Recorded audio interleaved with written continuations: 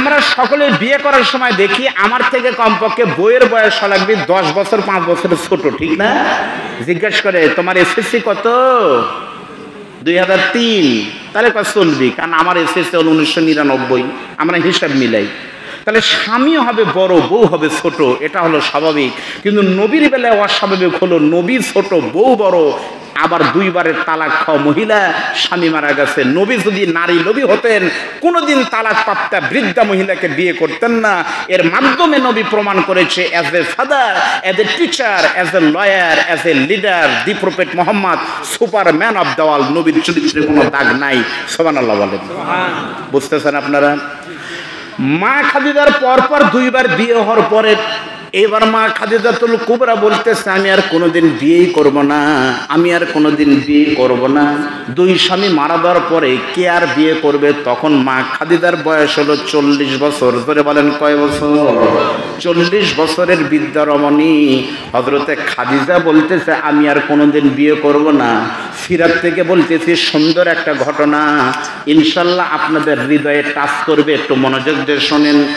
মা খাদিজাতুল কুবরা যখন বলেছে আমি আর কোনোদিন বিয়ে করব না, এমন সময় মা খাদিজাতুল কুবরা রাদিয়াল্লাহু তাআলা আনহার 40 বছর বয়স পূর্তি হয়ে গেছে। 40 বছরের খাদিজাকে কে বিয়ে করবে? মা খাদিজা বলতেছে বিয়ে করব না।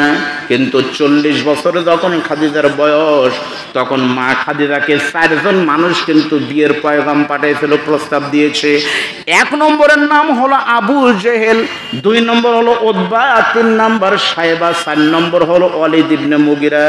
এই 4 জনে কিন্তু খাদিজাকে বিয়ের প্রস্তাব দিয়েছিল।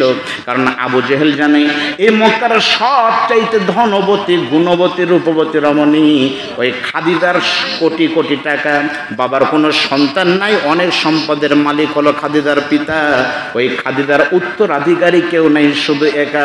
এজন্য খাদিজাকে যদি বিবাহ করা যায়, খাদিজার বাবার সমস্ত সম্পদের মালিক এমনিতেই হবে।